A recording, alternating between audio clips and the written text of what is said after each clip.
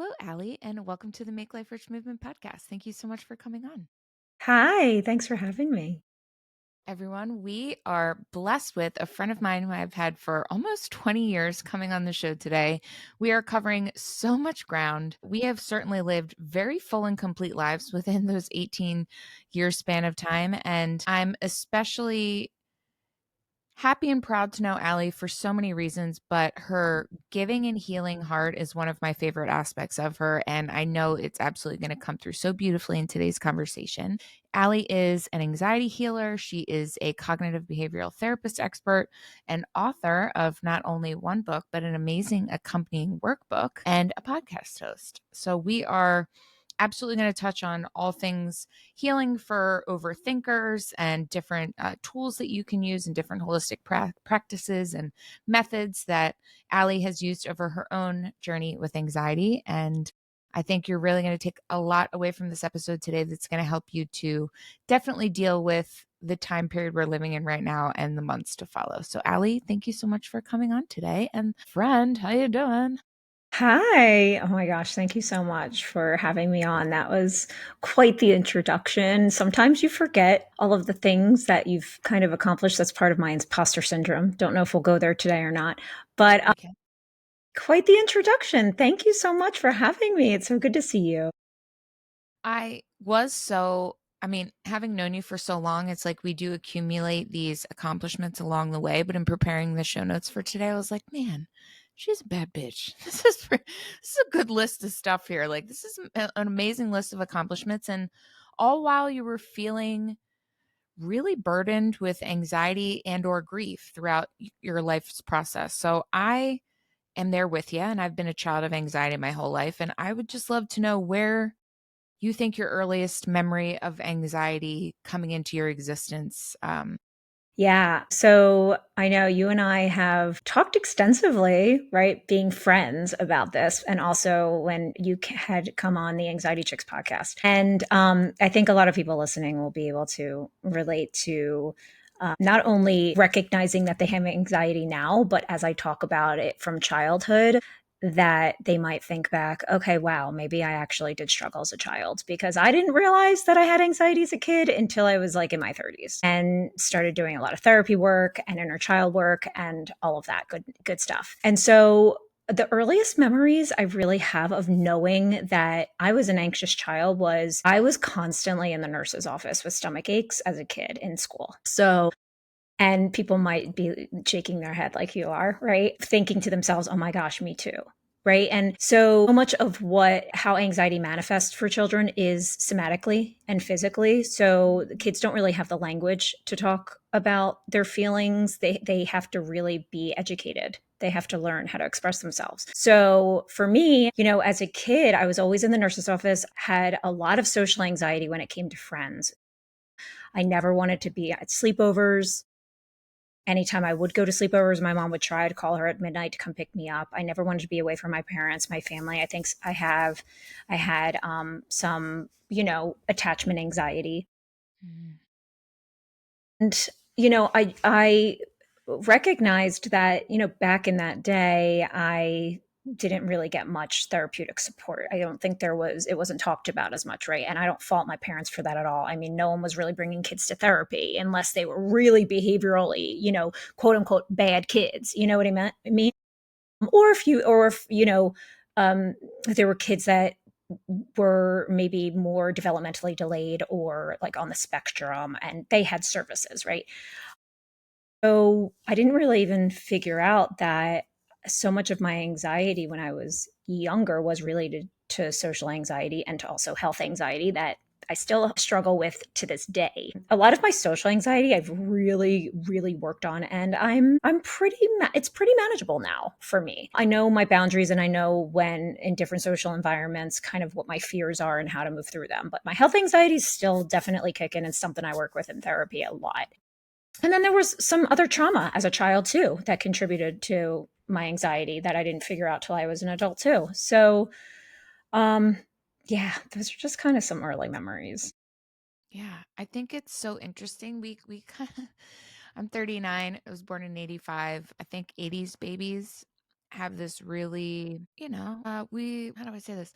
We were born in the very edge of the cave. Like we were the Neanderthals that got to be very close to the edge of the cave and see the light, but there was still so much of this information imprinting the adults that were responsible for us, and they were flying blind. We're all flying blind. And I think it's so beautiful now to see children of the 80s being in their 30s and kind of recognizing like, "Oh, okay, like the care that I didn't receive as a child, and namely because it just wasn't societally a thing unless you were of one extreme or the other, either mentally disabled or just having behavioral issues that were tending towards violent or hurting others or yourself. There was really like you were cool, go outside and play, like you're fine. Swipe it off, or like it was always like shake it off, go outside, you're fine. Yeah. And Yeah. although that resiliency was great, I think it did kind of set all of us up for residual and underlying anxiety that we have just been letting be, I think, the temperature of our existence our whole life. And to now be in an instance where there are so many professional people and healers like yourself that are trying to help us find that level of equilibrium that makes sense, because we're never going to be able to get rid of anxiety entirely. It serves its purpose. But when was the moment that you recognized you needed to take a step back and look at what you've understood or known your feelings to be that were actually anxiety? And how did you go about trying to reprogram that? Yeah. So, that's such a great question because I definitely know the turning point of um, my healing journey, like when that really started, and that was on my 30th birthday when I had the worst panic attack of my life, which I'll tell you about in a minute. But before that, you know, I think I was aware. I just wasn't.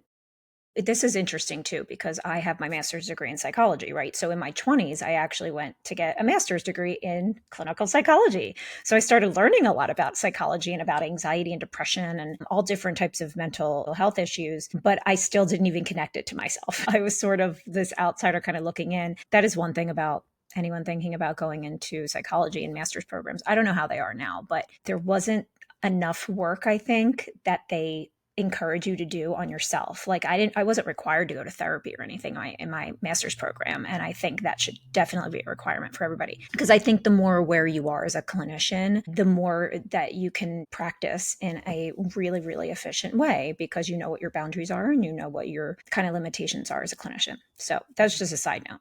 But so that was interesting because I didn't really connect that in my 20s, even though, like I said before, I was an anxious child, an anxious adolescent, I was an anxious kid in college, and then in my 20s. But what happened as I got older was I started drinking a lot Mhm. and I started getting involved in different behaviors because I didn't have the coping skills to know how to help myself. So I literally started drinking and realized that that made all my social anxiety go away, especially around men. And just drank. It was from high school to college and in my 20s. That is what helped me get through those moments where I was really scared of lots of things in my life besides social anxiety, but my health anxiety and my fear of death and aging and all this stuff. And I lost my aunt in my 20s, which I had never grieved until like recently. Jeez. So when my 30th birthday happened, there had been a year or two, probably a couple years where I definitely had days where I was really on that kind of, so alcohol and drugs are depressants, right? So especially alcohol is a depressant, which some people don't really understand. And what that means, because they're like, well, when I drink, I feel so happy. It doesn't depress me. And the reason it's a depressant is really because of the withdrawal symptoms. So all the withdrawal symptoms that happen when you're hungover, these chemicals in your brain actually that create a balance of serotonin and norepinephrine and all those chemicals that actually balance you, and we call them the happy chemicals, they're all jacked up because of the alcohol. So it's even more intense of an anxiety and depression once you're withdrawing from alcohol, which is what makes it a depressant. And so I would have really, really bad days when I was hungover and anxious and all that stuff. And so I started kind of learning right before my 30th birthday that I didn't like myself. I didn't like the things that I did. I was blacking out a lot. I did not like the people I was hanging out with. I knew the social environment wasn't healthy for me. I mean, I went to a doctor's appointment, I think before my 30th birthday, probably like the year before. And I remember going to a doctor because I was having so many GI issues and I was just having my nervous system was so dysregulated. And he said to me, "Okay, you have to stop drinking. Like, you really need to stop drinking." And I was like, I know. I mean, I know. Like, I'm just drinking too much, you know? So, because I was getting that from everybody, every adult in my life, stop drinking, stop drinking.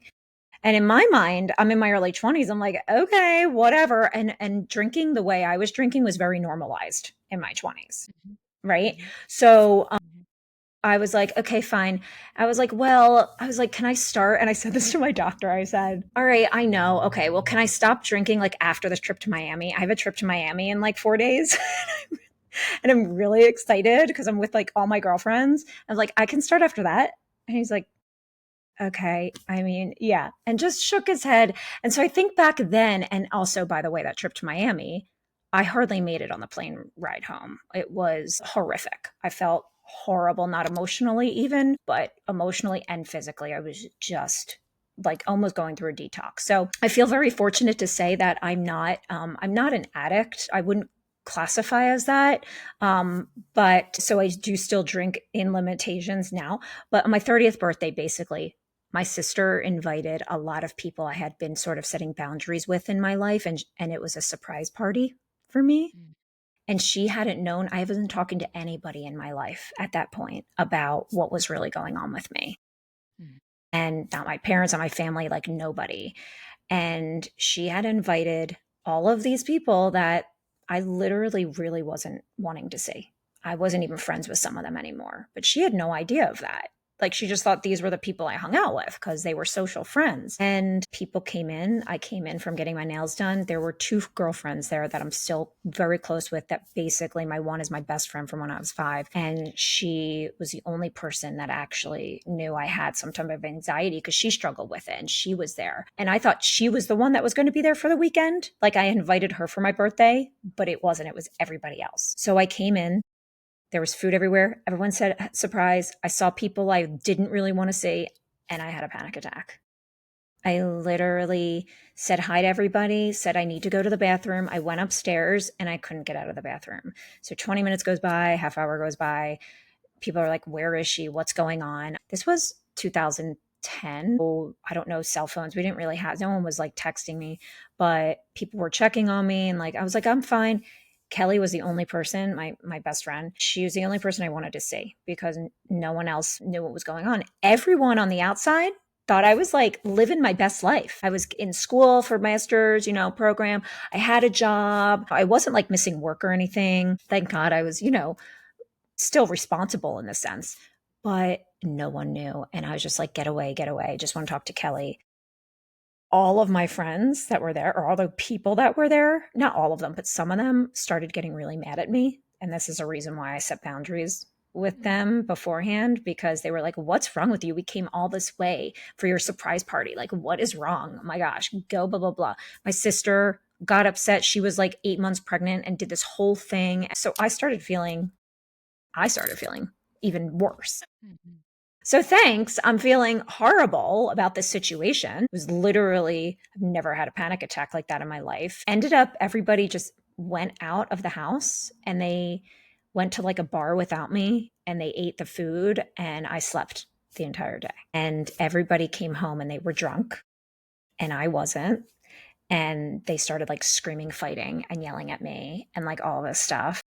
And Nightmare. no, and I finally was feeling better a little bit at night, and I was able to kind of like get up and talk to my friend Kelly, like actually spend time with Kelly and everyone else. I was like, please get away from me. Like, I don't even want you guys here right now. And I literally was like, leave. Now, that was the real start of me reaching out. Like, that week, I think I reached out to a therapist. I was like, something's wrong. Something's going on. I need Yeah. some support. Yeah. Sorry, I know this is like long winded. You know, It was a it pivotal was, moment. yeah, it was one of the worst times of my life. Even still this till this day, some people don't understand it that day. Some people in my life try to, and they're more patient about listening to me. Yeah. But there's people there that just they don't respond to certain situations the same way. Yeah. I think there's one of the reasons why I'm so drawn to your professional work. And again, I know you personally. So I like to know you in person is to know that you are one of the most sympathetic, open, heart on your sleeve individuals that's just always like the one that really means like, "Oh my god, no, what's wrong?" Like, that is a very big quality that, like, right out the gate and we met you were in college, I was entering into college, we worked at a dress and shoe store in Stone Harbor together, and I was going through a really shitty time in my life, and you were just being an adolescent and just dealing with growing up, and I'm calling early 20s adolescence. If you don't agree with that, you maybe have some stunted growth within yourself to get through because the early 20s are vicious. And I just remember looking up to you as someone who also had very deep emotions that no one understood. I could see that you were doing your very best to get through something. And for the age that we both were, that for me was like all the sign I needed to see that I just wasn't alone in this life of struggle because so many people keep their problems close to their chest and you could never know. And without instances of panic attacks like you had, I would imagine that a lot of the people in your life, if they weren't also in a place like your friend Kelly, to be able to see you and truly see you, there would be this kind of chip on the shoulder of, oh, well, I came all this way, or we did all of this for you, and you're so ungrateful. Well, they were expecting a response rather than pleasing you on your birthday. They wanted, oh my God, I love this great job. That comes after you give the person receiving this gift and this time and this honoring of your presence to fully enjoy it. And then you make it about you the next day when you say, so how was it? Was it great? Did you love it?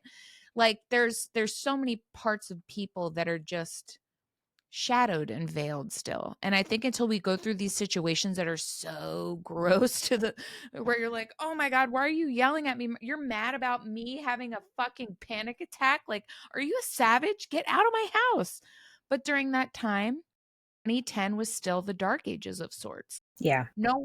There was no words of trauma. There was no use of No. panic attack. If you were a person No. that had a panic attack, you were considered mentally weak, pull it together. Should you be on meds? It was always looked down upon. It was gaslit. Because of that, there were so many of us, and I bet like many of your friends attending that party that were silently suffering because we weren't given the space by our elders to present these emotions that we all have, including our elders. And I love that you've always been a person that didn't shove these things down. You brought them out to the light so that you could heal. But in you healing, you were healing people you didn't even know that were paying attention, which was me and which was Garrett. And you were someone that we respected for doing your very best as an adult. It's within that time where you know you can't really tell your parents anything still because they're Mhm. not going to understand. Yeah. And you look for the kinship of your age group to talk about problems and figure out what needs to happen. And I think you've just continued with that same way of being in such a way that has led you to heal, like helping hundreds of thousands of people heal their anxiety. I think that for me, the part that you meet a lot of people that do really well and you've known them forever and then you see them take off and then strangers get to know them and there are so few people that I'm really thankful have gotten that space of attention, and I am so thankful that you have because as I said before we jumped on, your work comes across as someone that has also been there, has walked some of the same street and is very happy to go along that journey with you again. And in your continued evolution of expanding as a person, you've also been able to help your followers that are also growing and expanding and continuing to go through these problems. And I just want to say, I hope you give yourself the space to be proud of yourself because, Hallie, you've come so far. And I think there's been such a tainted essence on like remembering what it is to grow up. Like there's so much stigma and shame of you blacked out. Oh, you had panic attacks. So the fuck what? Yours are going to come later in life or Yeah. they'll show up in the form of cancer or your wife will leave you when you're 55 and your kids have graduated high school. There's so many things that like Okay, you weren't a mess in your 20s. High Yeah. five. Yeah. What did you do about it to make other people's lives better? You did nothing. All you did was judge. And I love that there are people like you who have never judged and always been a listening ear. And even when you felt like you didn't have the right answers, you still gave your heart.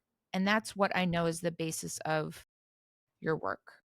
I'm curious to know. Well, Thank sorry, you. go ahead and respond because I I think just want to say thank you because you've definitely been, you might not realize it, but you've definitely been someone like that to me too. And I think that's such a testament to the fact that you and I are still connected, right? And that we still actually talk to each other more than some of the other talk of the walkers, but I still love them. And like Kaylee, our other yeah, friend who we hadn't seen in so long, I hadn't seen, and I saw her for the first time and was like, yeah, I saw her yesterday. Like, it's just, those are like my types of people, right? We could just see each other and it's like natural. And, you said something earlier that I just want to like piggyback on because, the 20s is actually in your adolescence. Our brain doesn't even fully develop till you're 26. yep, So, literally, you're still not an adult technically in your brain. So, I mean, it's important to just put that in perspective. yeah, And so, don't get it twisted. Like, I, my 20s and stuff, I don't even think I was able to talk like this about that story up until a few years ago. yeah. I was so ashamed every time I would tell that story and every time I talk about my 20s and blacking out and like hooking up with a lot of guys and all this stuff, I wouldn't be able to. I felt so ashamed of all of my behaviors and my actions. It was there was a lot of work that went into really loving myself for who I am and knowing that I might have made mistake. Well, I don't even want to call them mistakes. I made choices back in the day There were with, learning curves. right. So I did the best that I knew. I didn't have any other way to cope. No. And I can 1000% say that I'm really proud of myself for where I am today in my journey and also with doing what I do to help other people. I can finally say I agree with this person. I was always the person that someone would compliment me and I'd be like, "No, no, thanks," and I'd minimize it. And now I just say thank you.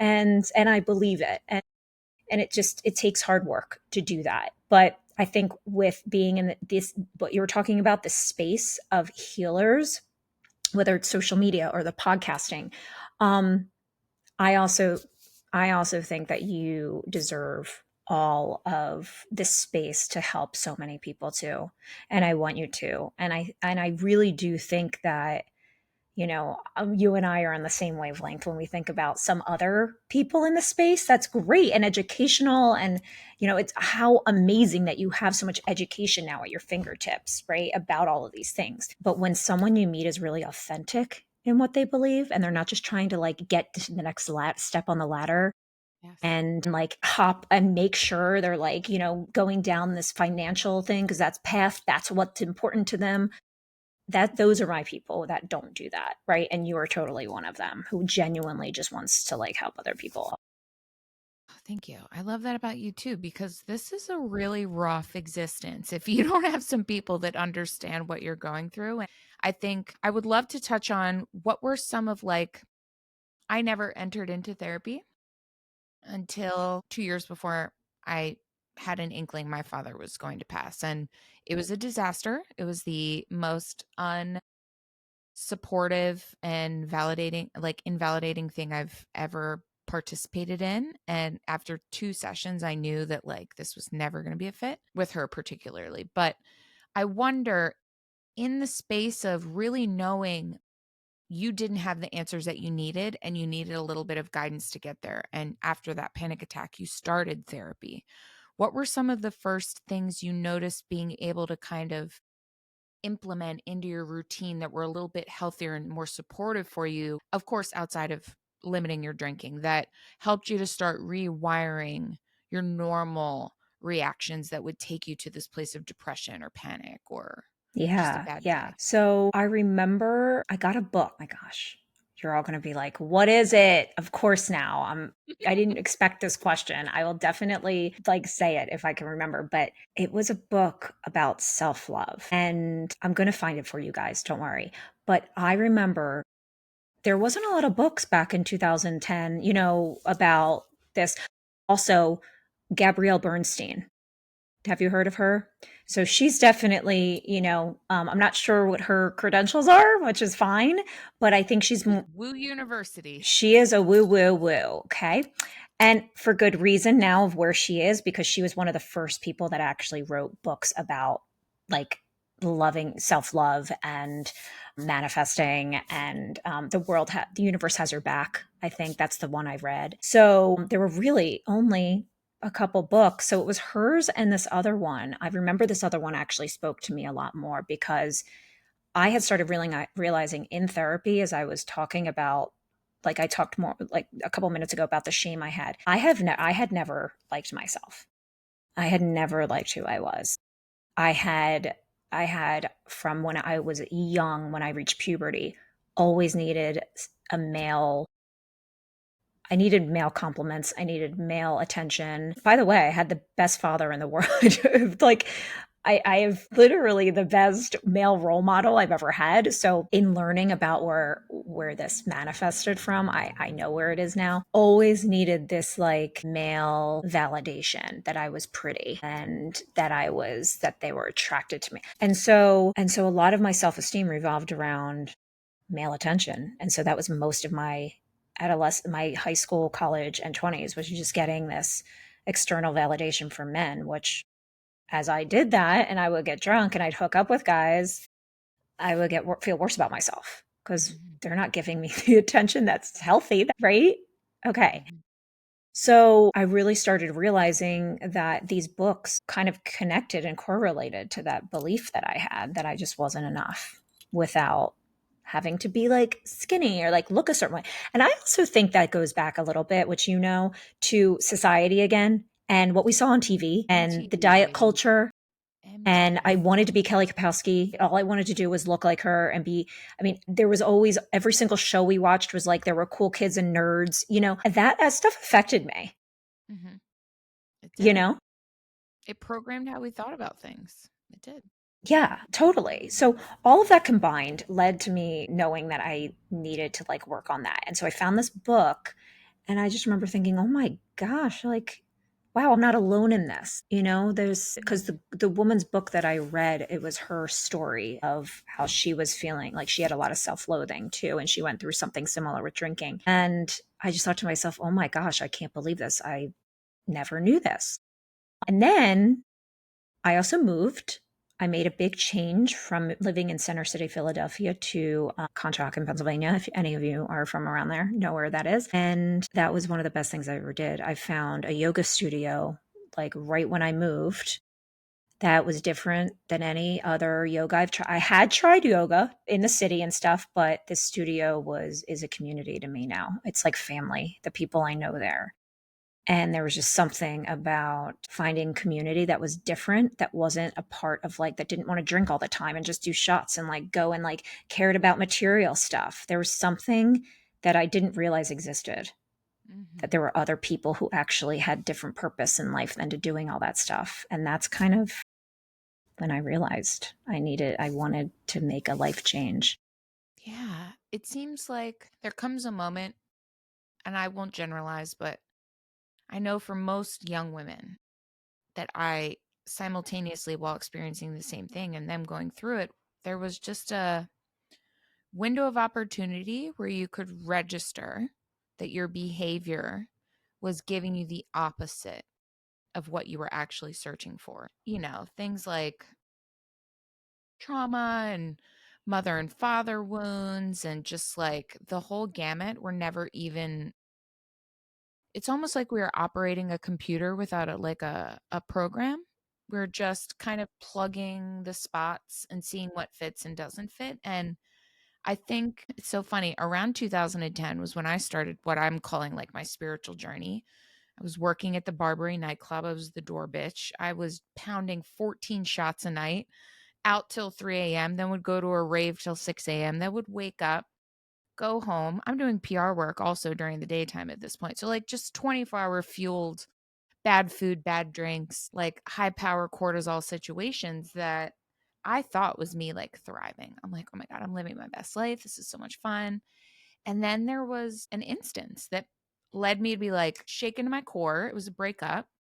And that breakup allowed me to, for the very first time ever, feel that something wasn't right. And not only was something not right, everything was not right. And I think in unison with your panic attack, this was like an extended mental panic attack for me, unpacking the part I played in literally just ignoring my reality and taking these buffers of the alcohol and the parties and the relationship I knew wasn't really going well, but clinging to it. And that was just keeping me from the underlying message was that I had no self-worth. I had no self-love. I was always looking outwardly for it. And when that got rejected, I turned to alcohol. I turned to bad food. I turned to bad behaviors. I turned to gossiping. I turned to thinking even more poorly of myself than I already subconsciously was and wasn't aware of. And it does lead you to look for belief in something else that can feel adjacent to your own self. And I love that that was yoga and movement for you, because I feel like that mind body connection is the beginning step of understanding your self worth and value. Because I feel like until you can feel the totality of your body and the emotions that are coinciding with this noggin up here and how much you're cranking through it 24/7, like we're overstimulated to begin with. But was there a moment where you recognized, like, aha, there's something here to me nurturing and loving my body through movement that's making me want to be kinder up here? Yeah, well, a lot.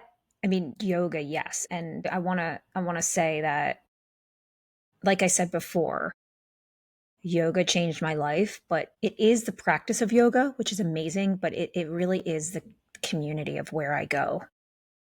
So it's almost like a double whammy that was really great for me, was that it was teaching yoga as a practice. And the reason why this community was amazing and this yoga studio is amazing is because they actually incorporate movement in the way that it's supposed to be practiced in the Eastern world. So much of Western yoga has to put the exercise emphasis on it, which is why there's hot yoga and there's power flow and everyone needs to, like, be so strong. And it's great for that, but it really is a breath practice. It's a breath work practice. So I started practicing breath work too. It connects movement with breath, and it helps you learn how to be uncomfortable and feel uncomfortable but breathe through it. So there's a lot of yoga poses that are a little uncomfortable if you hold them a little longer, and but it still makes you strong, which is great. But it also teaches you how to breathe in a way that regulates your nervous system. And the teachers at the studio are incredible because they also incorporate meditation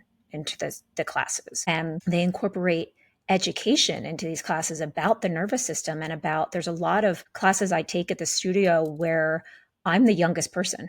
The average age of people that are there are like 65, 70. And a couple, I know some of the men there that have Parkinson's, and they go in. And I mean, it is, the teacher at the studio is started an adaptive yoga program for people, just to adapt to, for anyone in wheelchairs to try and do yoga. So it can be so expansive. So anyone that lives in Montgomery County, Pennsylvania, Yoga Home is this is what I'm talking about. If you want to try it out, it literally saved my life. And so those movement practices, I've just realized that for me and my body, and there's research on this too, all the stored trauma that I had, the movement and the breath and being around a community of people I felt safe with is like the most healing thing. And I understand too, not everyone might not have access to all of this stuff.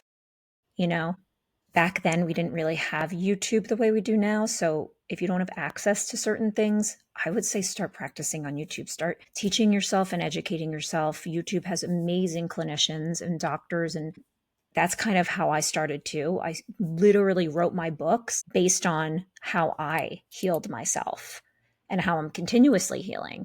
I also did find the name of that book, by the way. It's called Radical Self Love by Gala Darling. I don't know if you've ever heard of it. Ella Darling is amazing. I like Love literally her. love her. Love her. Shout out Love to her. So it's Gala called, Darling. yeah, so it's Radical Self Love. It was the first book I ever read on like self development, and I was like, this is the best. Yeah.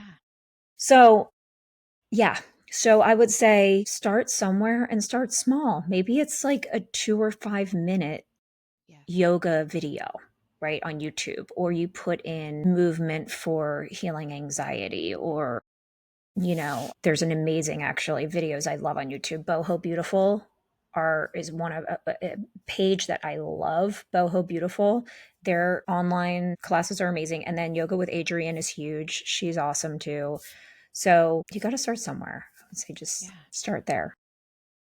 I love that you mentioned how your books came to be. Let's start with when that like idea first popped in your brain. Were you starting to feel momentum like in your own journey and you're like, I got to put this down on paper because I think you approach healing as a licensed professional in a very different manner than others, and I love that it's because it was your roadmap.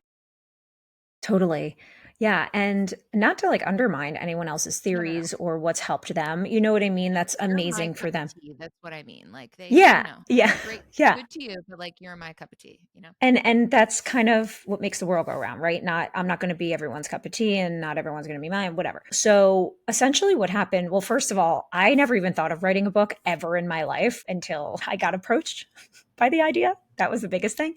Um, but but when I got approached after 10 minutes of talking to this publisher, or editor, I thought to myself, "Oh my gosh, why didn't I think of this before?" I mean, basically because the Anxiety Healer's Guide, the first book that I wrote, is sort of this pocket guide of coping tools and mindfulness based techniques to calm the mind and body. And I'm a holistic practitioner, right? So the book is literally based on every single thing that I've tried in the last 15, 20 years that some are in my toolkit, some aren't in my healing toolkit, some of the stuff, but is finding out how your healing helps you and what's in your toolkit is trial and error. It just is. You got to figure out what works for you and what doesn't. Kind of like medication, if medication's in your toolkit, right? My medication's in my toolkit, not all the time, right? I have a very low dose of prescription of Xanax that they only give me like 5 pills a year. And sometimes I have to use half when I'm, no, whatever, right? But medication is amazing for people that are prescribed it appropriately and it's managed appropriately, right? Mm-hmm. So all of what's in this book, basically, I had like folders and folders of information I had printed out of, again, back in when I started this during 2010, there wasn't really like the apps, right? There wasn't apps that I could have in my tool. All of that stuff has been so wonderful. I had folders of what I had printed out about yoga and breath work and self love and, places around my area that I wanted to try, right? That might have been healthier for me, like the yoga studio, or I took a knitting class. I remember I took a knitting class and I loved that. So I had so much information in my brain that I wanted to share of what's so helpful for helping regulate the mind and body. Also, I think I had a leg up because I had studied psychology, right? So I knew a lot about cognitive behavioral therapy from that standpoint. And I started actually seeing a cognitive behavioral therapist. And also, when I was diagnosed with anxiety, it kind of made me feel a little bit better. I was like, oh my gosh, okay, I have something to work with now. I mean, I have anxiety. So it doesn't define me, right? Some people are scared to have labels, but it doesn't define anyone. It's something that's part of me. And at some points, it's my superpower. You know what I mean? Like, I'm a highly sensitive person. I think highly sensitive people are incredible people that can feel other people's feelings. And while you feel your own feelings a little bit too deep sometimes, right? You really feel other people's feelings and you want other people to be okay. Like that's just such a innate thing for highly sensitive people, right? Yes. So yeah, so I had basically this big huge folder and that's kind of where the book Love it. came from.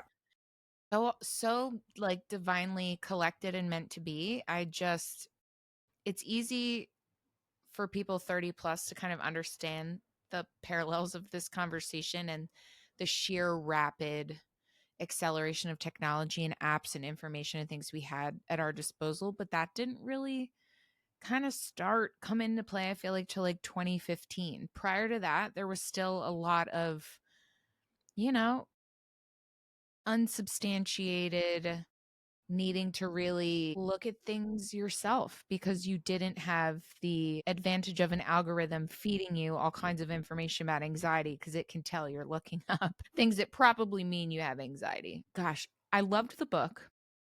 I read the book immediately when it came out. I was like, oh my God, my girl, this is amazing.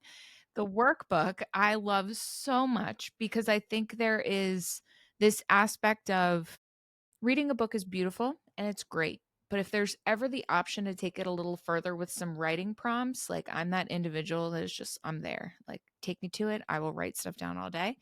And your workbook, I think, is so, you cover so much, but it's so digestible. And there's a rhythm to it and a flow that they can take upon their own discernment of like how much they want to do and how much they don't want to do. What was part of your mindset in putting all of this really great work and these exercises into this workbook without, I guess, in essence, overwhelming Right. the beginner on this journey? Because Yeah. there's so many layers. Yeah. And too much information can seem, intimidating, sometimes. So now it's like people are inundated with a lot of information with mental health. Is there a balance yet? I don't know. Right. It's like sometimes, there, don't get me started on the whole like phone addiction to that too. Right. That's almost, that's a whole nother thing. Maybe another book sometime because it's like step away from the phone for a little bit, or whatever it is you look at. Here's the thing. I love when I started writing the Anxiety Healer's Guide, my first book, I actually was starting to write it in a perspective for clinicians. Mhm. And mostly because I was thinking of it as a therapist to use with other people. And my editor was like, no, no, no, no, no. We want this to be available for everybody. We want this to be really, like you said, digestible, and we really just want everyone to have access to resources and kind of like a pocket guide for whenever they start feeling like their physical symptoms or that connect to anxiety, Mhm. and their mind starts racing and they're feeling overwhelmed and they feel like dysregulated. We want them to go to this book and know that they can pick it up and say, okay, like let's think of how I can create my toolkit. So I thought, oh, okay. So I'm going to change the tone of this a little bit. Okay. So that's what I did. So then a year after that was published, another publisher came to me and presented the case of doing what I originally had wanted to do, which was make a workbook for clinicians, but which is interesting because this book is not just for clinicians. It's for the purpose of the publisher, which my publisher was amazing, but it's actually a publisher specifically for licensed professionals Mhm. and licensed clinicians. So of course it's a book that's presented, I wanted to get into some college libraries and some master's programs. I'm like working on that. But it is actually such an amazing workbook that goes along with the Anxiety Healer's Guide, the first, because they're kind of like siblings a little bit, Yeah. because that's really the nuts and bolts of putting that book into action, the Anxiety Yeah. Healer's Guide into action. And there's so many incredible worksheets in the Anxiety Healer's Guide for clinicians, that can really help. And it talks a lot more in that book, a lot of clinical stuff that can be important, not for just therapists, but a lot about the science and the neuroscience of anxiety in the brain. So we talk a lot about the limbic system and how that contributes to anxiety and what parts of the brain contribute to anxiety, because that stuff is really important to know, even though it might be confusing for people. I Yep. really explain it in a way that can Yeah. help you understand the way your brain is working when you're feeling Yeah. anxious and what anxiety is when it's good too, So it's just a great way to really put things in action and read the Anxiety Healer's Guide, the first book, and then also say, okay, well, now I'm going to actually use these practical worksheets to actually put it into practice. Yeah. That's how it felt for me. And honestly, I think the first book sets you up really well to have a better understanding of yourself and then understanding like what the concepts mean and then being like, wait, the vagus nerve is what's making me do this? Okay, okay. Like, you're bringing contextual to me, it feels like it's wonderful to learn the practices, but if you don't know why they're happening in the first place, there's still a bit of a disconnect between the body. And I love that you are bringing the two together by mentioning the vagus nerve, your nervous system. What are the physical reasons why you're feeling so peaked when like everything seems okay? And especially with grief and the random ass weird panic attacks that come that we'll get into, I think I love that you are not only a great place to start for people that know they want to start working on how they feel about themselves, their anxiety, how they deal with it, but you're still a great resource for someone like me that's been on this journey for 10, almost 15 years now. And I still want to elevate my understanding of why these things are happening to me. I love that as you have evolved, your offerings have evolved, your followers are growing in both themselves and in sheer numbers because what you are putting out there is just so relatable. And throughout your journey of kind of living on social media for the purpose of, getting your book and your work out there, you had one of the greatest losses of your life and then very bravely, shared that with the community that you had come to create that are also grieving, feeling things. And it was also around the time of the pandemic and when there was already so much massive amounts of grief that just was being bottled up and not being able to be dealt with. I wonder, as your friend, it was such a weird time for your father's health and everything that happened in the world, with the pandemic and everything that was going on. And that was already so stressful. But in the instance of entering into that journey of understanding that your father was kind of reaching the end of his life, was there a moment where you really wondered if you had learned anything to help yourself up to that moment because of the Oh my sheer gosh. like shelf of what fell on you? Oh my gosh. I think about this a lot actually, and think about if that happened 10 years before, 20 years before, and I have no idea. Like, I literally don't know. I probably would have, if I think about it, I probably would have moved in with my mom or something. I would have been so scared to be alone and be on my own. Because actually, just another little short episode that I had, I call this an episode because it really was a brief period of about 2 to 3 weeks where I was really in a depressive episode about 7 or 8 years ago. And I stayed with my parents for 2 weeks and I couldn't eat and I couldn't do anything. I literally stopped working. And for 2 weeks, I was paralyzed. I don't really know what the exact, like, quote unquote trigger, I know that they talk about that a lot, was. But what I know now is that I had an intense, intense fear for years and years and years about my parents dying and me and not having my parents around. And so after that episode where I literally thought I was going to check myself inpatient, I'm not even kidding, I had started a psychiatric medication prior to those 2 weeks that I think contributed to not, it wasn't the right medication for me. And I don't want to say the name because it works so great for so many people. But Mhm. um it was really, really horrible for me. And I tried it for a little bit. And then I was like, get me off of this. I don't know what's wrong. And then I actually started feeling a little bit better like a couple days after I stopped it. So you just have to be very careful about, different medications and advocate for yourself if it's not working or something's going on. Um, so after that, I really was like, wow. And I started slowly, the weeks went by, I started slowly going back to my apartment on my own and sleeping at my apartment and feeling like I was okay and still kind of didn't know what was wrong, but I knew that I was really scared of my parents getting old. And then that was part of my journey about, I would say 7, 8 years ago, where my therapy started kind of focusing and it was kind of connected to my health anxiety too. Because people with health anxiety, they might want to say, no, no, whatever. The root of health anxiety is this intense fear of death.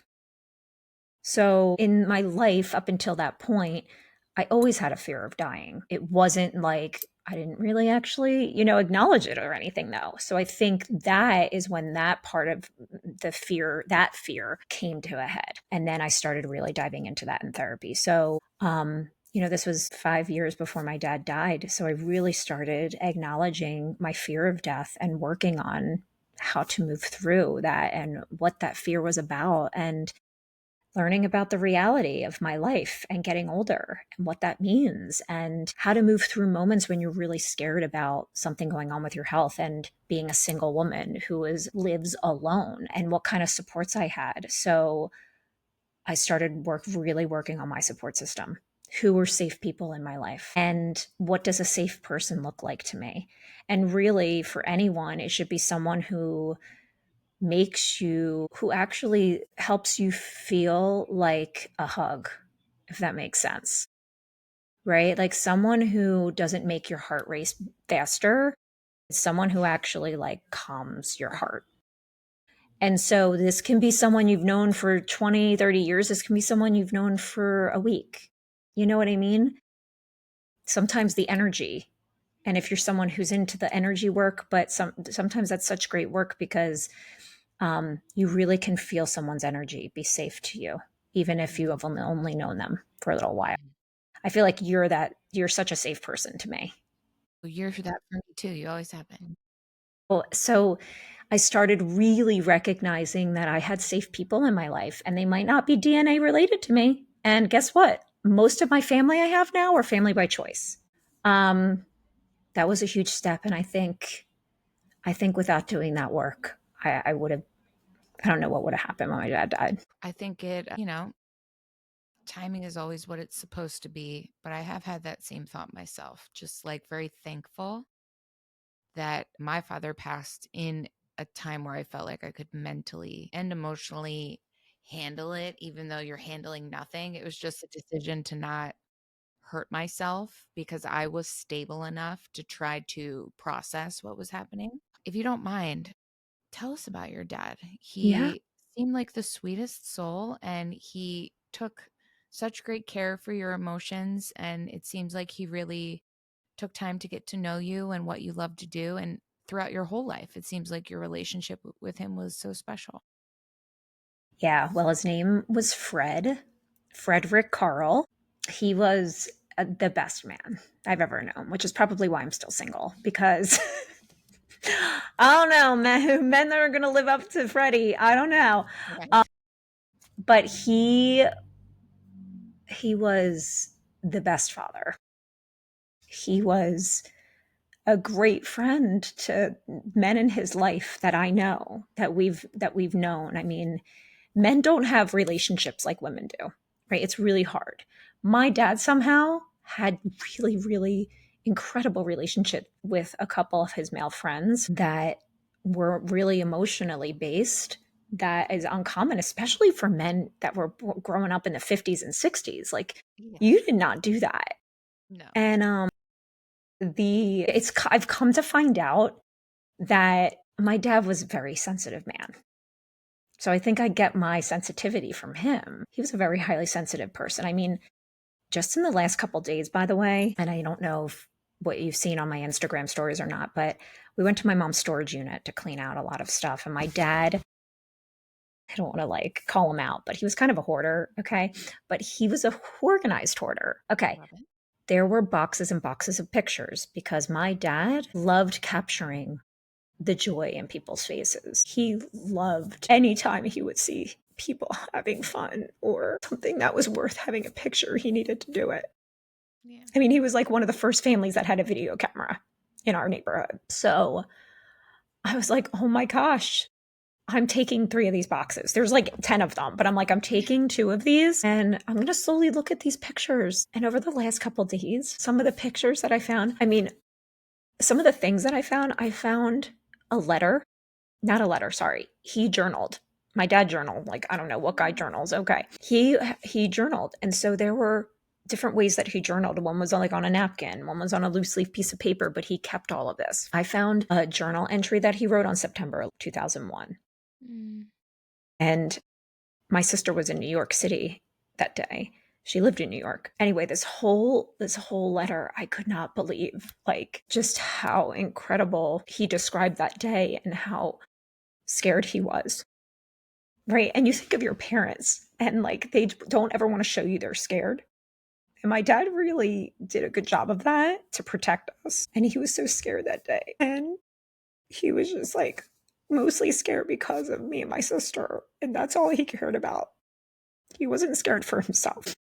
And so it was such a beautiful letter and testament to like how much he loved us so much. And I keep finding these little things, and all of these tears are, by the way, like just proof of love, you know? And so I embrace the tears when they come when I think of someone that died, you know, and I let myself feel it. It's like, it's really helpful to do that for anyone that's grieving. Like, you really just need to let them come and like embrace grief and just have a relationship with grief that is a loving one.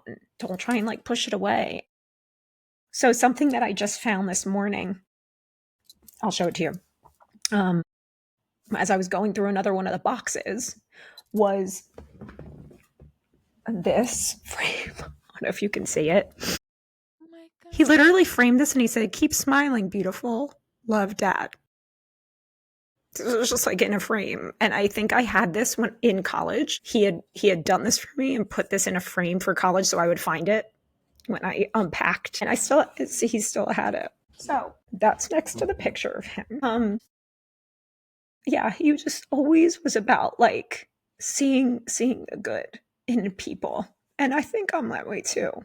I just want to see the 100%. good in everybody. And I really want to, he was so inclusive. He always wanted to include everybody. He never wanted anyone to be left out. I'm very much like that too. I want everyone to be seen and be heard. And, you know, I think I got the best of him. And so did my sister. I mean, we're both really successful entrepreneurs. My dad was an entrepreneur, and my mom's actually a psychologist. So I got that amazingness from her. And so I think most of my anxiety came from my mom, though. I will say that. Still love her to death, but I think she basically, that side of the family, gave me a lot of my anxiety. And yeah, so it was, and all of these pictures too. Oh my gosh, Sarah, when I tell you, like when we talk again after this, the pictures that he took of my mother and the two of them together. Oh my God! And I found and I literally found my sonogram from when I was a baby. And I was like, oh my God, this is a sonogram. And I looked in the back and it was January 1980. And I was born in July 1980. I mean, the things that I'm finding in these pictures that none of us have seen literally ever. Like, I would have never been able to do this a year ago, even. He died about 2.5 years ago now. I've done a lot of grief work. I've gone to support groups that are really helpful for me. I really try and embrace, like I said, grief. Sometimes it's really hard to do something like this, but for me, it's really therapeutic now to see these pictures and to find things like that. And no, I'm going to like cry, but I really do believe that he's with me always. Yeah. And the fact that he took such care to categorize these things and keep them safe, it's like a gift that you didn't know you're going to get. Like the letter that you found a few months ago and got to keep. Oh my God, that too. I think there's so many special, it's easy for me to say this now, I'm 5.5 years out, but there's so many special little breadcrumbs that you can find along your grief journey from your person. Hopefully, there wasn't some catastrophic situation where everything's gone, but to have these reminders, something they held, something they created, something that meant something to them enough to keep and not throw away, it really does feel like an extension of their love in a way that it seems to find people in the moments where they need them most. And I love so much that you got that, and you only picked up 2 boxes, so you do know now you have a whole storage unit to go through, which could be a lifetime of just getting to know the parts of your parents you weren't around for, and seeing the parts of your childhood that are gonna help to unlock some more keys of who you are, and through the lens of the love of a father's eyes is like, oh my g Honestly, I'm waiting to see a picture of us at Talk of the Walk. I'm not even kidding. I'm gonna find a I'm picture of us sure. somewhere with Garrett. Like there has to be a picture of us somewhere in this whole I'm thing. sure. I'm like I'm waiting sure. for it. And honestly, like, the photo that you posted the other day of you and your sister on your dad's knee in front of your house, your beach house. And oh my God, to know what that beach house means to you lets me know what it meant to him. And for him to have taken a picture on that day because it was so special. And now you have that. It's like the life that your dad lived left you so many Easter eggs of joy and love down the line that I think you're going to continue to find for a long time. Yeah, I know. what Sarah's talking about is we have a house down the Jersey Shore, and it really was, talk about like safe people and safe spaces. It was my dad's happy place and his safe place. I mean, he literally remodeled this house with his bare hands. We bought it in 1986, I think, and I just found a picture that I had never seen before. None of us have, actually. My sister and I, or my mom, of me, my sister, and my dad in front of the sold sign in front of this house back in 1986. The house looks so good in the picture. I was like, the house looks great, but we're actually in the process of renovating it. And we were able to keep his legacy alive because I also didn't tell you this yet. I didn't even tell my mom this yet, but 2 days ago, my sister were in the storage unit. We actually found a contract to sell the house from 2019 that was signed by the people that were going to buy it, but my parents never signed it. It was very interesting why they never signed it, but it's literally a sales agreement to sell the shore house. Whoa. And my sister was like, "What is this? They were going to sell this into, oh my gosh." And that's kind of when my dad started getting sick a little bit, but like he was still of sound mind and so he was doing all that. He got the house inspected, but I have it. I had that's another thing I have to look through. I have all these papers that I'm going to go through too. But you know what? For some reason, they didn't, and we're turning it now into a business, and we're going to rent the house out, and we're fixing it up. My mom was able to invest money, and my sister and I are going to be doing it, and we are going to make this a business. And so all I know is my dad would be so proud of us for doing this. I don't think he probably ever thought that we would be capable of this, and we're able to keep this legacy alive of his and go down. So even though it's a very different town now, which is okay, but it's still, my dad was an investment too. He was like an investment banker. He was I in was gonna say, investments. He was a girl, financial take that. advisor. Yeah, take that very different money now, okay? Because you Yeah, would charge a whole lot more than you could in 1985. totally. So yeah, so that was really special. I think we've both shared a lot with each other about our grief journeys, and mine came, my father passed 3 years before your father, and I remember early on, I was almost too hurt to even try to like fix or like move through anything that was going on. But when I did, about a year later, get to a place where I felt like, okay, I can start to get a handle on like this grief business not ruining my day every day because I do have a life that I need to live. And I started looking for resources specifically just on how to assimilate back into regular old life after you have had the veil ripped and you know what life is all about, and now you got to get back to the fake, I'm calling it out as the fakeness of life. As someone that had the toolkits that you had, the professional career that you had, what were some of the things that like you could offer to someone trying to reintegrate back into life after having this great period of such, in essence, rebirth that follows the death of someone you love? What would be one or two things that you would offer them to make them feel a little less alone and a little less crazy? Because I think this is one of the most vicious times of grief that doesn't really get discussed. And I think you'd be the perfect person to explain what the heck's going on. Yeah. Well, so like grief is complicated, right? There's something called complicated grief. And everyone's just like anxiety healing and the journey for everyone doing that, it's just different for everybody, right? So I want just to, I feel like I want to give permission, but I also want you all listening and watching to give yourself permission to feel it. It's going to be really, really hard to do because there's still a lot of messaging in our society about crying and like, "Oh my gosh, you're still grieving," and like, "I thought you would be over it by now." And just all of these constructs, right, that people created about death. Now, if you go basically to like the other side of the world, they basically make everyone who dies, they have, not only do they celebrate their life, but they literally come together. Everyone comes together for days and weeks and make sure that they acknowledge this person who they lost. It's just different in our country, which is sad. I mean, we try different things, but give yourself permission to do it. And don't put yourself on a timeline. Surround yourself with your safe people 1000% you need to be around safe people right now. And when you're ready, and even when you're not ready, get involved in some type of grief support group. That can be so hard for so many people, but I'm not even kidding.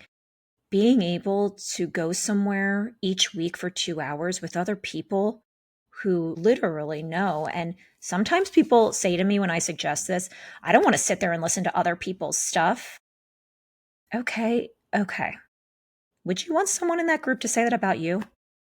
Sitting there and listening to like other people's hardships and what you're going through, right? Like, and maybe that's someone that just isn't letting themselves go there yet, right? They're still scared of going there, like going not to the space, not to the actual group, but scared of going there in their brain emotionally, right? Sometimes you have to, like any other thing, anxiety, grief, you have to step outside your comfort zone.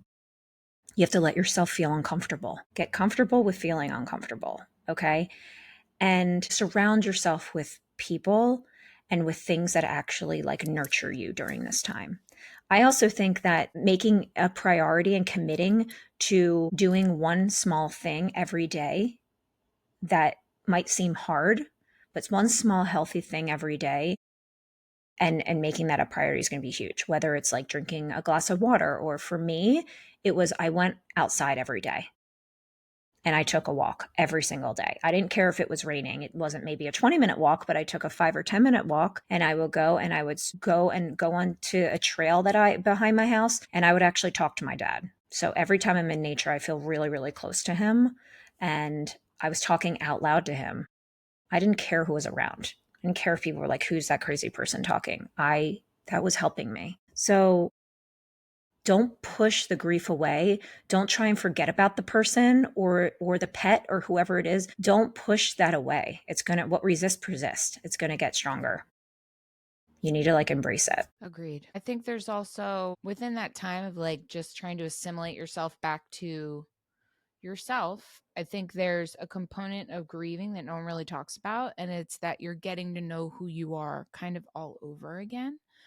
And I think that journey is the one that a lot of people are avoiding and very happy to tuck away for a later date. And as you said, what you resist will persist. And I think if I could give any bit of advice, it's to, man, just really turn into the shitstorms when they arise, because there's a very deep, big reason you may not be aware of as to why it came up for you. And in getting through that storm and like riding those big waves and getting to the other side again, you are in essence plotting a bit of a smoother course ahead because you just got through really rough weather, really bad waves, and you can chart a better course moving forward, knowing how to understand and evolve and take yourself out of that place into that safer space. And I love that you highlight finding your safe people.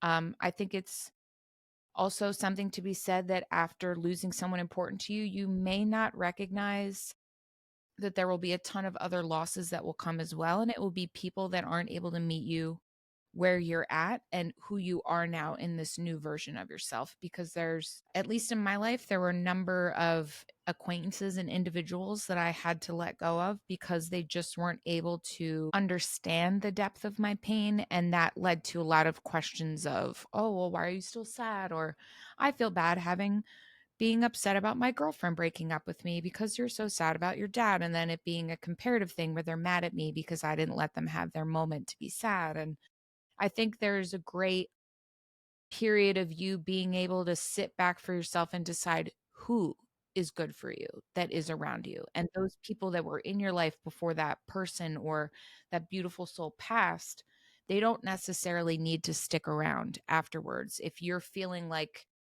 there's something there that isn't really working, trust your gut. If only in the moment they're not helping you for what you need and they may be hurting you in the process, or at least keeping you back from the growth that's waiting you. And there are going to be individuals out there, even if you don't have them in your immediate circle, like in the support groups that you went to. That's something I wish I would have put a lot more effort into trying to find, especially because I was in Philadelphia at the time. And that definitely would have been a lot more helpful to me than pulling the straws from the friend group that I had outside of my husband, to be able to find the support of someone that not only understood it enough to give me the grace to feel these feelings and not want to shoo them away, but sat with me during these feelings and honored Yeah. them and got to know them and gave them a name, which was me loving my dad in a way that I no longer could love my dad. Yeah.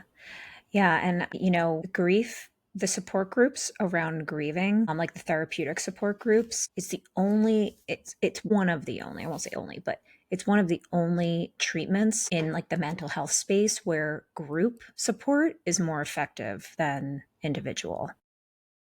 So, individual grief support, of course, is huge with therapy, but the therapeutic support group around grief is is like tenfold so effective. Because when you think about it, like you're experiencing a loss and you want connection, even though you might not think you do, you know? It's like this It is, collective healing kind of thing that happens. yeah. And in you saying that, it just immediately made me think in the coming years of my father's passing, there are these moments where I don't really want the grief to go away. I want it to come when I need it to come, when my body needs this to serve it and move the energy that needs to be moved. But it's not always easily accessible like that. But you do know that you need to kind of be a little bit inquisitive to help it rise to the top. And there are some podcasts and people that I've really come to enjoy who strictly share people's stories of grief. The 1090 podcast being one of them. I think you would love What Mason is and what it? he's about.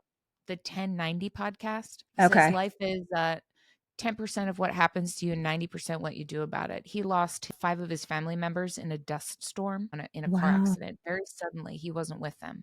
His life journey in the last 2 years since their passing has been just speaking with others to hear their journey story. So he had someone to connect with. And in them sharing their story, I went on his show. It was one of the most cathartic things I've ever done. And it made me realize how many times I can count on one hand that I've told the true full story of my life, how my Yeah. father was part of it, what his journey was, the grief that came before the passing, the grief that came Hmm. after.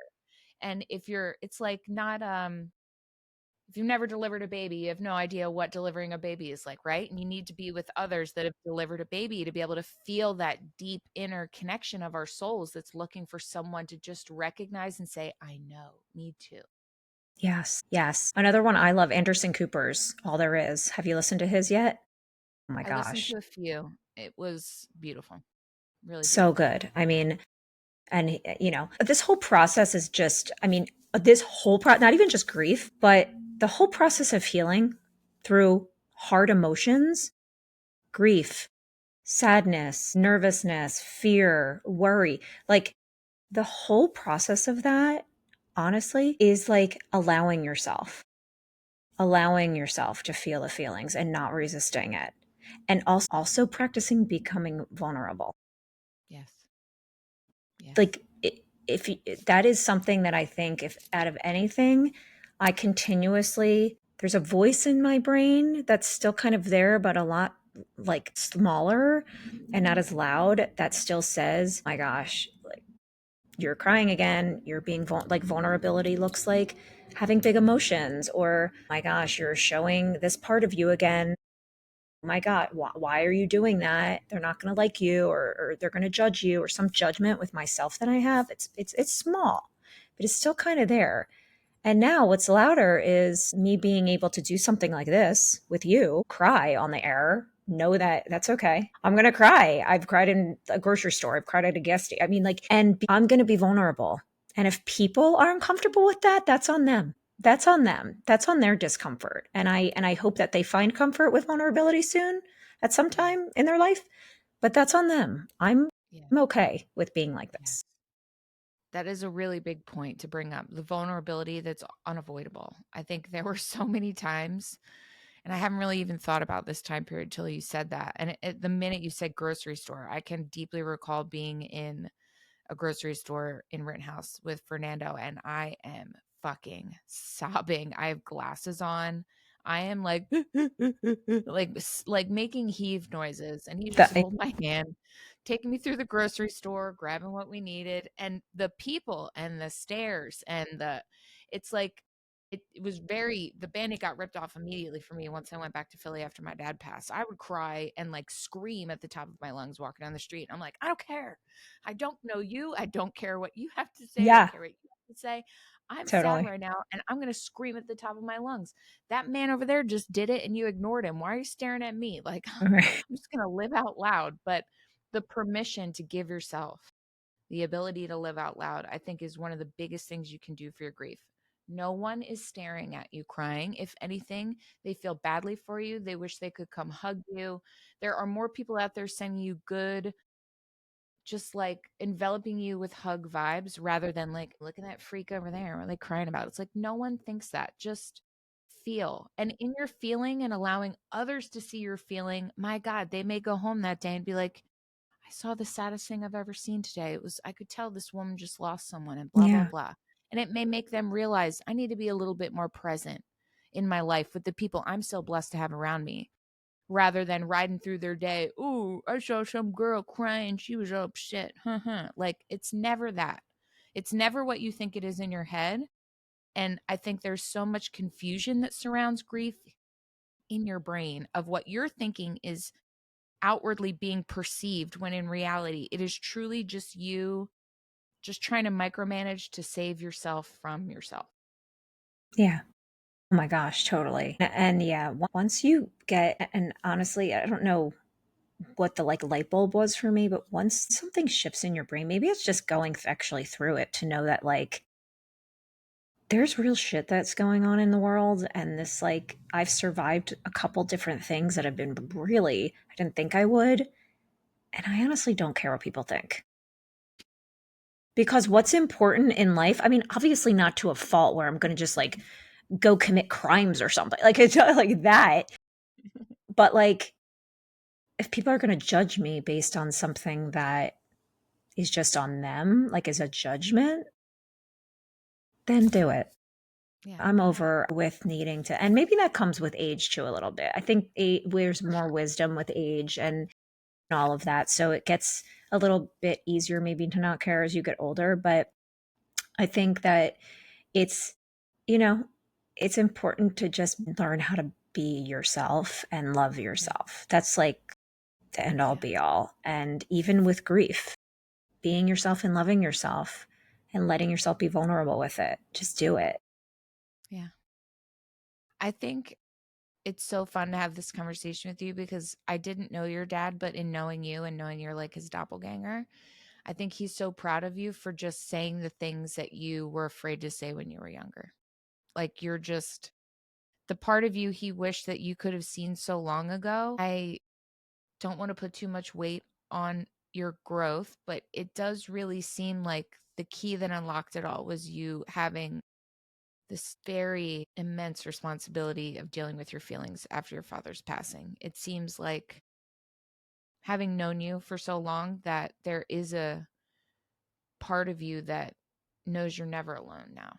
And I don't want to put words in your mouth, but it does very much seem like you do feel like you have that guardian angel that you were always needing when you were alone now. And I wonder if it has given you the permission to kind of dream a little bit more about what you have coming up for yourself with your business. Because I know that 2025 is a big year for you. You have Yeah. so much going on. And I think the Allie that I first met maybe wouldn't have given herself the permission to step so fully into this beautiful present life of, so much expansion and helping so many others. And I just wonder how you feel about it and what you have planned for 2025.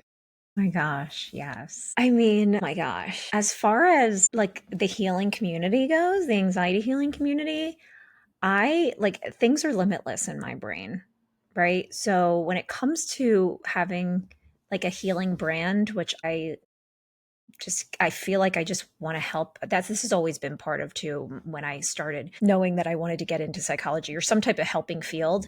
I've always been like, I want to help every single person. That's completely unrealistic. I'm not going to, but I'm gonna sure as hell try to help as many people as I can be their best self. I want people to really find their best self and know that, even in the midst of adversity, which life is going to go throw at every person, every person in their life is going to go through adversity. I want to play a part in helping them get through that, whatever it is for them. And so I'm going to just continue to, I'm launching a group coaching program this year.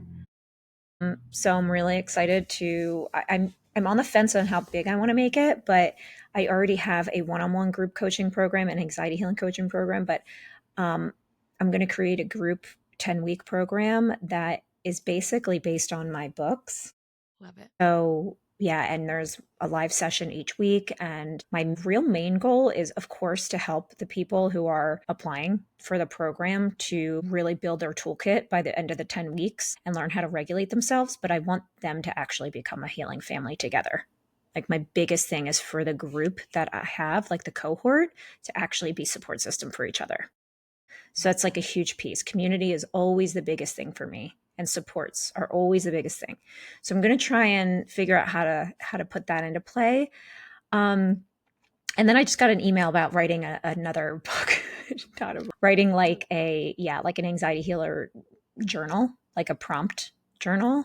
So we'll see if that comes to fruition. Who knows? And then I still have my private practice, which I love. So I'm hoping to get into an office maybe one day a week, and I will never get rid of that private practice. I love therapy. I love doing my cognitive behavioral work in a therapeutic, space. So that will continue. And then my sister and I are renovating our shore house. So I basically am in real estate now. So I keep telling people, like on the dating apps when we're talking, I'm like, well, I have a private practice and I'm in real estate. So I'm just saying that I'm in real estate now because really, I I love it. You know we're are. really actually You actually are. starting to rent this house out. And In a highly, highly sought after zip code, might I add. yeah, if anyone's looking to rent in Avalon, New Jersey, that's if anyone knows about Avalon, this house is 4 blocks from the beach, but it's a original cottage, and it's going to be much more affordable than anything else in Avalon. But it's a beautiful little cottage that So beautiful. 4 bedrooms, 2 full baths, and beautiful outside. And so, DM me if you're interested. I can put you on the waiting list of rentals. 2025. Yes, yes. So, and then I'm starting a series on Instagram too that I don't know where this is going to go. I'm just excited to do it, and I know you're going to be part of it, called the Holistic Healing Hour. It's Tuesdays at 10:30 Eastern Standard Time, and it's essentially a way for all of the healers in the healing and mental health wellness space on social media to come together on my page, and we're going to collaborate on all different types of holistic healing. So there's going to be someone who's coming on to talk about EFT tapping, someone who's coming to talk about grief and anxiety, someone who's coming on to talk about the neuroscience of anxiety and how to holistically heal your brain. Someone else is coming on to talk about children and anxious moms and how to help your anxious child when you're also an anxious mom. The apple doesn't fall too far from the tree. So Holistic Healing Hour every Tuesday at 10:30 a.m. Eastern Standard. So I'm excited for that too.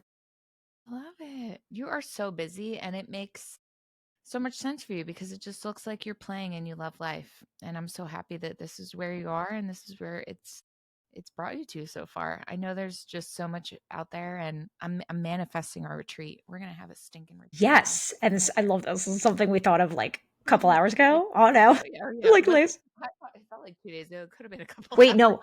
I love this idea too because I've never wanted to do something that by myself, to be honest. I just don't Me think I'd want to either. like get all into that on my own. So like if we could do that together, Stay tuned, guys. It's gonna totally. be so fun. I'm so Yes. excited. I Love it. have to ask you very briefly, what do you think would have been your father's favorite part of your career so far that he Oh my hasn't been around? gosh. Yeah. So Because he he he just gave you was so much. no, I agree. He was thankfully still around when my first book was published. Oh, So I was able to read it to him. I actually used a lot of the exercises in the book with him when he was in the assisted living. I read a lot of the meditations that I provide in there to him. And yeah. And so he, I mean, being able to use the book I wrote to help him in the moments where he was feeling really scared. Yeah. So I know he was very proud of that. He was so proud of that. But He told me he was proud of me all the time. And I really did believe him. I believed him. Sometimes I was like, you're my dad. You have to say that. And sometimes my mom. But I think just, it's funny. I know that it's not even one thing right now. It's the fact that I chose this career path because I don't think I've ever been more sure about anything in my life than this career that I have and going to grad school for psychology and that starting. And then also thinking about the Anxiety Healer brand. I was literally one of the first of 5 therapists in the world on Instagram that started talking about anxiety openly, which is why I think I grew really fast because I didn't want anyone to be silenced. And so many people for so long didn't talk about mental health because it was so taboo and there's a stigma. And I think that's a huge piece of this. Like I literally was a trailblazer in this social media mental health space. And okay, maybe I don't have 4 million followers like the person that started 2 years ago or whoever's making these awesome videos. I don't care. Like, awesome. I actually love those and collaborate with a lot of those content creators that are in the mental health space. Like, I actually am like, whoa. Sometimes I'm like, what the heck? I need to do something different. But honestly, I don't compare. Like, the fact that I was one of the first like handful of mental health like therapists on Instagram talking about all of this stuff, I'm proud of myself for that. I know he would be too. And I also think honestly, he's very proud of my sister and I for keeping the shore house. It's like a huge thing. I'm sure he is probably like looking down, being like, the fact that you guys are doing this and saving this house, I cannot believe it. And I'm like, I don't even know if he would be able to do it himself. Like, I know that he's, yeah, So much. It's crazy to me that I guess all any parent really wants is to be able to give their kids the tools they need to survive. And I can't help but think that your dad gave you a lot of the things maybe that you weren't aware of in the moment, but later were able to realize that he filled up a lot of the pages of those book for you of your book when you were younger, and to be able to give that information back to him when he needed it. So beautiful. totally. Man. Yeah. I have one final question for all of my guests, Sally, and it's this. I'm so sad our time has gone so quickly.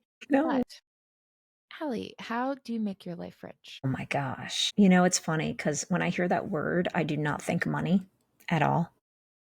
Some people think, like, you hear that word, like, what automatically comes to your brain? And it's money, and it's not for me. Personally, I think being able to really hold close to people in your life that really help give you a sense of fulfillment and contentment is huge. And so I don't think I'd be here where I am without a lot of the people in my life, which make my life rich. And I also think like I feel fortunate about the way I grew up. And it wasn't like, however, in the sense of rich of the word, and money. And I was very proud of my parents, but I think I was very loved. And I don't think I felt loved or that people loved me until really recently, that I know I was really loved. And not because, and they did, like, everyone around me did love me, but I don't think I really loved who I was and didn't really believe anyone could really love me in that way. And now I do. And that's really rich for me, right? To feel love and to also have a roof over my head. I mean, I live very simply, but I wake up and find gratitude every single day. I feel so blessed to have a life that I have. And I think that's what makes life rich. I'm so proud of you. I love you so much. I'm so happy that you love yourself because your love has just spread so far and so wide. I'm proud to be your friend, proud to know you. Just am so thankful that you were brave enough and vulnerable enough to share your story, and you have since day one. In wearing your heart on your sleeve, I think you've just helped hundreds of thousands of people to just know that they aren't alone. And I think that's the very first step on the building block journey of self growth and self love and self worth, and helping to quell anxiety and manage grief. And I just think you're the perfect anxiety therapist that everyone should know and come to love as dearly as I do. Thank you so much for Oh, coming on, Allie. This was such a joy. And thank. shout out to Fred for being the coolest pop ever. You create a Oh really my cool daughter. gosh. So thankful for her. Shout out to my And ex-husband. I hope our dads are up there together Jamming. making 100%. some trouble. Your dad They're sounds literally like, right now just sitting with a beverage I was watching going to us talk say, right here. they sound like they would have been like old pals if they knew each other. Literally. 100%. They were so For sure. close, but we get to be friends for them. So love Yay. it.